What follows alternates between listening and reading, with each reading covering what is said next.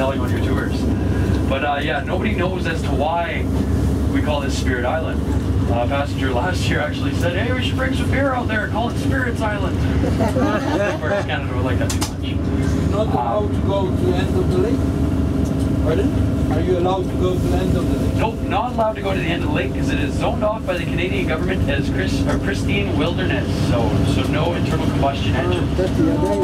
So there is a campground out there that I did forget to mention, Coronet Campground. And it is roughly 8 to 12 hours to get out to the end there, and you can paddle your way out there or take an electric motor, but nothing with gas or diesel in it. Alright, but the only thing I can tell you about Spirit Island here is how it became famous, and that started with a man by the name of Peter Gale. He was the one who is a representative from Kodak. I kind of, you know, to be honest, it kind of sucks to hear a big company like Kodak making something like this famous. We'd always hope it would be the little guy, but unfortunately no, it was Kodak. Kodak was actually trying to boost tourism all around the world, so they brainstormed and they came up with this great campaign called the Kodak Colorama Campaign. What this is they would send their representatives all across the world to take beautiful photos of that area.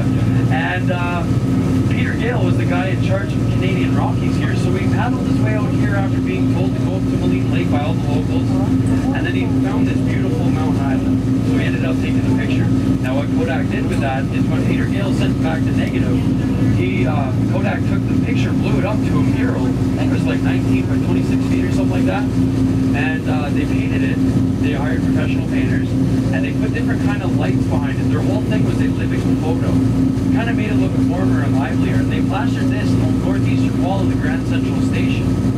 So, you know, I don't know the exact numbers of how many people pass through there a day or a month, but I assume it was quite a bit, because that's when tourism really started to boom out here for Jasper. It was around the mid-60s. Quite neat.